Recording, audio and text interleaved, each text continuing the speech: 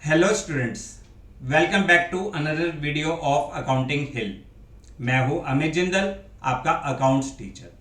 आज की क्लास में हम स्टार्ट करेंगे lecture number 18 of class 11th, जिसमें हम पढ़ेंगे अपना chapter number 6 rules of debit and credit part 2। देखिए, पिछली क्लास में मैंने आपको मॉडर्न अप्रोच समझाई थी। मॉडर्न अप्रोच में क्या समझाया था कि accounts are divided into 5 categories. Accounts को हम 5 कैटेगरीज में डिवाइड करते हैं: assets, liability, capital, revenue and expense. और इनके रूल्स सिखाए थे।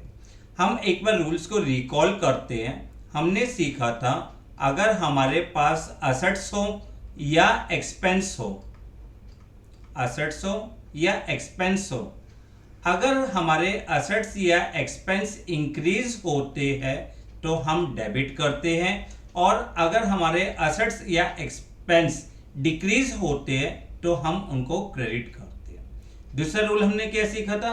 Liability, revenue and capital.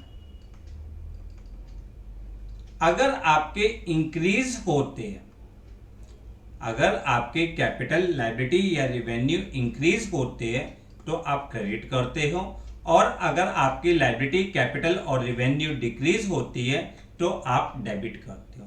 Learn करने के लिए भी कंसेप्ट मैंने आपको वर्ड बताया था, क्लियर, CLEAR, क्लियर।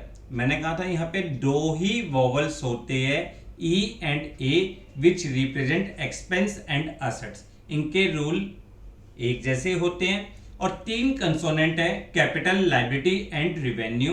इनके रूल एक जैसे। उम्मीद है आपने लास्ट क्लास को अच्छी तरीके से रिवाइज कर लिया होगा। आज की क्लास में हम इससे रिलेटेड कुछ क्वेश्चंस देखेंगे और रूल्स को अप्लाई करना सीखेंगे। जैसे देखिए, आपकी स्क्रीन पे क्वेश्चन है, on which side will the increase in following accounts be recorded. आपको क्वेश्चन में पूछा है कि जो नीचे दिए हुए अकाउंट्स है, इसमें अगर इंक्रीज होता है तो हम कौन सी साइड रिकॉर्ड करेंगे। Also state the nature of the accounts. Accounts का नेचर भी बताइए। हम कौन सी अप्रोच कर रहे हैं? हम कर रहे हैं मॉडर्न अप्रोच। मैंने आपको बताया कि हमारे पास 2 अप्रोच होती है, traditional approach and modern approach. अभी हम कर रहे हैं मॉडर्न अप्रोच।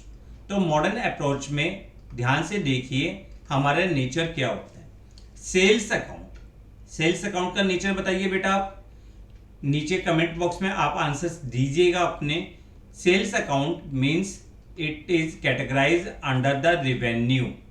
क्यों? क्योंकि हमारी इनकम से रिलेट करता है, और अगर रिवेन्यू इंक्रीज होती है तो credit side. Purchase account, purchase हमारे लिए क्या होगा? एक्सपेंस, क्योंकि हम गुड्स को परचेज कर रहे हैं, बिजनेस के लिए खर्चा है, और खर्चा जब बढ़ता है तो इसको डेबिट करते हैं। देखो, इस तरह के छोटे छोटे क्वेश्चंस आपके MCQ वगैरह में आ सकते हैं। राज डेटर। अब डेटर के लिए मैंने क्या बताया था आपको? डेटर मींस असेट्स अकाउंट, और असेट्स इंक्रीज होने पे डेबिट होगा। Outstanding rent, outstanding rent, outstanding rent का मतलब लायबिलिटीज। ठीक है, बिजनेस के लिए क्या है? लायबिलिटीज, और लायबिलिटीज इंक्रीज होने पे क्रेडिट। वेजेस अकाउंट, वेजेस आपके लिए कौन सी कैटेगरी में आएगा? एक्सपेंस अकाउंट की कैटेगरी में आएगा, इंक्रीज होने पे डेबिट। इंटरेस्ट पेएबल, देखो ध्यान से समझना, यहां पे वर्ड लिखा हुआ है पेएबल, यानी वो इंटरेस्ट जो हमें पे करना है, तो इसका मतलब it is a liability, it is a liability account, और लायबिलिटीज होने पे, इंक्रीज होने पे हम इसको क्या करेंगे? क्रेडिट करेंगे। देखो, बच्चे अक्सर इस पॉइंट को गलत लिख जाते हैं, इंटरेस्ट पेएबल को एक्सपेंस लिख जाते हैं। ये पेड नहीं है, क्या है? पेएबल, जो इंटरेस्ट हमें पे करना है, और जो भी अमाउंट हमें पे करना होता है उसको हम कौन सी कैटेगरी में डालते हैं? लायबिलिटी की कैटेगरी में डालते हैं। Next point, rent received. अब ये इनकम से रिलेटेड है, तो आपके लिए कौन सी कैटेगरी होगी? रिवेन्यू, और रिवेन्यू इंक्रीज होने पे credit. Bills payable, bills payable आपके लिए क्या है? लायबिलिटी, और लायबिलिटी इंक्रीज होने पे credit. Accrued commission, accrued commission means वो कमीशन जो अर्न कर ली है पर अभी तक रिसीव्ड नहीं करी, तो हमारे लिए क्या होता है? करंट एसेट्स मींस एसेट्स की कैटेगरी, इंक्रीज होने पे debit. Cash account, cash account का मतलब एसेट्स है, इंक्रीज होने पे डेबिट। राहुल प्रोप्राइटर, अब जो अकाउंट आपके प्रोप्राइटर या आपके पार्टनर से बिलोंग करता है उसको हम डालते हैं कैपिटल की कैटेगरी में, और कैपिटल इंक्रीज होने पे क्रेडिट। एडवांस इनकम, वो इनकम जो अर्न कर ली, सॉरी जो हमने रिसीव्ड कर ली पर अभी तक अर्न नहीं करी, debt is a liability for firm. Firm के लिए क्या है? लायबिलिटीज है, और लायबिलिटीज इंक्रीज होने पे क्रेडिट। देखो इस क्वेश्चन का पर्पस क्या है आपको करवाने का, यहाँ पे आपको अब देखना है। मैंने पिछली क्लास में बहुत सारे एग्जांपल्स लिखे थे, एसेट्स के भी लिखे थे, एक्सपेंस के भी लिखे थे, revenue, capital and liabilities. There are so many expenses, जो सो मेनी एग्जांपल्स जो हमने लास्ट क्लास में समझे थे कि हम कैसे क्लासिफिकेशन करते हैं। ये इस क्वेश्चन का मेन पर्पस है आपको रिवाइज करवाना आपके rules of debit and credit, कि आप जब भी अपने एसेट्स और एक्सपेंस को इंक्रीज करते हो तो डेबिट करते हो, अगर आपके एक्सपेंस और एसेट्स कम हो रहे हैं तो हम उनको क्रेडिट करते हैं। लायबिलिटीज, रेवेन्यू एंड कैपिटल, जब भी आप इंक्रीज करते हो यानी आपके इंक्रीज होते हैं तो आप क्रेडिट करते हो, और जब भी liabilities, capital and revenue reduce हो गए तो हम उसको डेबिट करते हैं। क्लियर? अब आपका फर्स्ट क्वेश्चन कैसे आता है, आपको कुछ अकाउंट्स बता दिए जाएंगे, नेम ऑफ अकाउंट्स गिवन होंगे, उनके आपको नेचर बताने होंगे कि हम उनको इन 5 कैटेगरी में से कौन सी कैटेगरी में डालें, और इंक्रीज या डिक्रीज होने पे हम कौन सी साइड उनको पुट करते हैं। क्लियर? कंफर्म? तो अब एक पॉइंट समझिए, अब क्या होता है, हमने सीखा था डुअल एस्पेक्ट। हमने क्या सीखा था? Dual aspect. डुअल एस्पेक्ट का मतलब क्या है कि every transaction has two effects. हर ट्रांजैक्शंस के 2 अफेक्ट्स होते हैं, एक डेबिट और एक क्रेडिट। एक अकाउंट में डेबिट साइड रिकॉर्ड होगा, दूसरे अकाउंट में क्रेडिट साइड रिकॉर्ड होगा। अब इसके लिए हमें क्या सीखना है कि कौन सा डेबिट होगा और कौन सा क्रेडिट होगा। इसके लिए हमें क्या सीखना था? Rules of debit and credit, वो हमने सीख लिए। अब उनको अप्लाई करना भी तो सीखना है, ठीक है ना? अब उनको समझते हैं कि हम उनको अप्लाई किस तरीके से करेंगे। अप्लाई करने के लिए सबसे पहले आपका स्टेप क्या होगा? Identify which 2 accounts, identify which 2 accounts are involve in transactions. कौन से 2 अकाउंट आपके इस ट्रांजैक्शन में इन्वॉल्व है, सबसे पहले तो ये चेक करो। फिर identify the nature of these account. In accounts का नेचर आइडेंटिफाई करो कि आपके एसेट्स है, एक्सपेंस है, लायबिलिटी है, रेवेन्यू है, कैपिटल है, क्या है। फिर चेक करिए, थर्ड स्टेप आप चेक करिए इंक्रीज और decrease.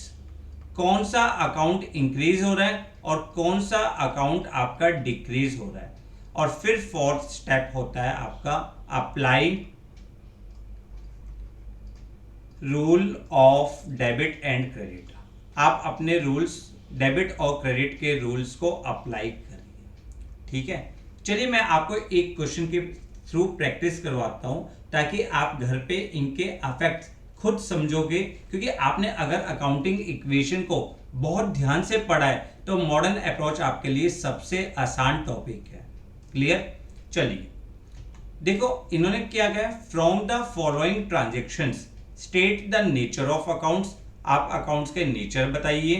State which account will be debited, कौन सा अकाउंट डेबिट होगा, and which account will be credit, कौन सा अकाउंट क्रेडिट होगा। फर्स्ट पॉइंट है, Ram started business with cash ₹5 lakh.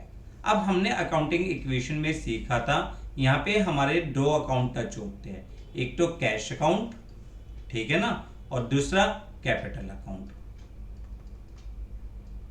क्योंकि राम ने बिजनेस स्टार्ट किया है तो फर्म के पास क्या आया, कैश आया। और अगर ऑनर कोई भी सामान देता है, ऑनर से रिलेटेड अकाउंट हमारा कैपिटल अकाउंट होता है। अब कैश हमारे लिए क्या है, असेट्स, और कैपिटल का पॉइंट है। आपका कैश इंक्रीज हो रहा है और कैपिटल भी इंक्रीज हो रही है, दोनों चीजें इंक्रीज हो रही है। अगर आपका असेट इंक्रीज होता है तो आप उसको डेबिट करते हो, और कैपिटल इंक्रीज होती है तो आप उसको क्रेडिट करते हो। तो यहाँ पे आपका रूल क्या आया, आपने कैश को अकाउंट को डेबिट किया और कैपिटल अकाउंट को आपने क्रेडिट किया, ठीक है ना, क्लियर। आपने सबसे पहले क्या देखा कि कौन से दो अकाउंट यहाँ पे इन्वॉल्व है, कौन से दो अकाउंट, हमने देखा कैश और कैपिटल। फिर हमने देखा इनका नेचर क्या है, ठीक है, कि असेट्स है, कैपिटल है, लायबिलिटीज है, रिवेन्यू है। फिर हमने देखा कौन सा अकाउंट इंक्रीज हो रहा है और कौन सा अकाउंट डिक्रीज हो रहा है। उसके बाद हमने अपने rules of debit and credit apply करे। रूल्स आपको ध्यान रखने, देखो अब तक तो आपको अच्छी तरह से समझ में भी आ गए होंगे। असेट्स और expense increase debit, decrease credit. Liabilities, capital and revenue increase credit और डिक्रीज डेबिट, क्लियर। और ट्रांजैक्शन देखते हैं। Open a bank account by depositing 2 lakh rupees. हमने बैंक में कैश, मतलब एक बैंक अकाउंट ओपन किया और वहां पे कैश डिपॉजिट किया 2 लाख रुपीज। अब यहाँ पे दो अकाउंट टच हो रहे हैं।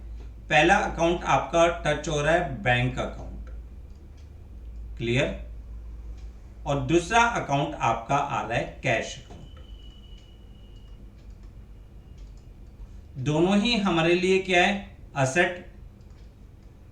बैंक भी असेट होता है और कैश भी असेट्स होता है, ठीक है।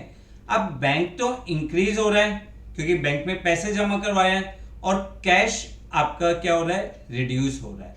अब जो असेट्स इंक्रीज हो रहा हो उसमें डेबिट साइड, और जो असेट्स आपका रिड्यूस हो रहा है उसमें क्रेडिट साइड। यानी इस ट्रांजैक्शन में आपका बैंक अकाउंट डेबिट हो जाएगा और कैश अकाउंट आपका क्रेडिट हो जाएगा, क्योंकि बैंक इंक्रीज हो रहा है और कैश रिड्यूस हो रहा है।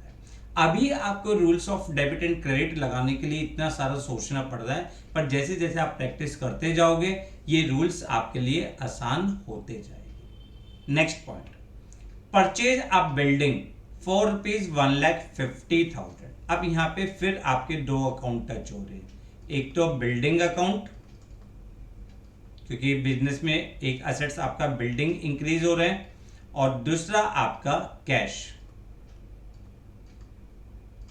दोनों ही आपके लिए कौन सा नेचर है, असेट है ना। बिल्डिंग इंक्रीज हो रही है और कैश रिड्यूस हो रहा है। अगर आपका बिल्डिंग यानी आपका असेट्स इंक्रीज हो रहा है तो आप उसको डेबिट करोगे, और जो असेट्स रिड्यूस हो रहा है उसको आप क्रेडिट करोगे। तो आपने यहाँ पे क्या करा, बिल्डिंग को डेबिट किया क्योंकि बिल्डिंग इंक्रीज हो रही है, और कैश दूसरा असेट्स आपका रिड्यूस हो रहा है तो उसको आपने क्रेडिट किया, clear. Next, purchased goods for cash. अब जब भी आप गुड्स को परचेज करते हो तो उसको कौन से अकाउंट में पुट करते हो, परचेज अकाउंट में, ठीक है। कौन से अकाउंट में डालते हो, परचेज अकाउंट में। और दूसरा अकाउंट कौन सा होगा, कैश अकाउंट। परचेज आपके लिए कौन सी कैटेगरी में आता है, एक्सपेंस की कैटेगरी में, और कैश आपके लिए क्या है, असेट। एक्सपेंस आपका, जब भी आप गुड्स खरीद रहे हो तो आपका एक्सपेंस इंक्रीज हो रहा है, और जब आपका कैश रिड्यूस यानी आपका असेट्स रिड्यूस हो रहा है, तो मतलब आप बिल्डिंग परचेज कर रहे हो तो सॉरी गुड्स परचेज कर रहे हो तो कैश रिड्यूस हो रहा है। एक्सपेंस इंक्रीज होने पे डेबिट, और आपका कैश रिड्यूस हो रहा है, आपका असेट्स रिड्यूस हो रहा है तो क्रेडिट। तो आपने परचेज अकाउंट को यहाँ पे डेबिट किया और कैश अकाउंट को आपने क्रेडिट साइड, यानी परचेज अकाउंट में तो आप डेबिट साइड एंट्री करोगे। परचेज अकाउंट में कौन सी साइड एंट्री होगी, डेबिट साइड, और कैश अकाउंट में आपकी एंट्री होगी credit side, clear. Confirm. Next, purchase goods from Suresh. अब देखो, जब मैंने आपको अकाउंटिंग इक्वेशन पढ़ाई थी, मैंने आपको बताया था जब किसी का नाम दिया होता है, किसी सप्लायर का नाम दिया होता है और कैश या क्रेडिट के बारे में कुछ नहीं बताया होता, तो it is a credit transaction. कौन सा ट्रांजेक्शन होता है? क्रेडिट ट्रांजेक्शन होता है। तो यहाँ पे आपके दो अकाउंट टच हो गए, एक तो सुरेश आपके लिए क्या है? क्रेडिटर अकाउंट, ठीक है, और दूसरा अकाउंट आपका टच होगा परचेज अकाउंट, क्योंकि आपने गुड्स खरीदी है। अब क्रेडिटर आपके लिए क्या है? लायबिलिटी, और परचेज आपके लिए क्या है? एक्सपेंस। देखो, अब ध्यान से देखो, जब आपने गुड्स को क्रेडिट पे परचेज करा तो आपका खर्चा बढ़ गया, गुड्स खरीदी है, खर्चा तो बढ़ गया, और क्रेडिट पे परचेज किया है तो आपकी लायबिलिटी भी बढ़ गई, ठीक है। अब लायबिलिटी इंक्रीज हो रही है तो आप इसको कर दोगे क्रेडिट, एक्सपेंस इंक्रीज हो रहा है तो इसको कर दोगे डेबिट। तो आपका यहाँ पे क्या है? परचेज अकाउंट तो आपका डेबिट हो रहा है,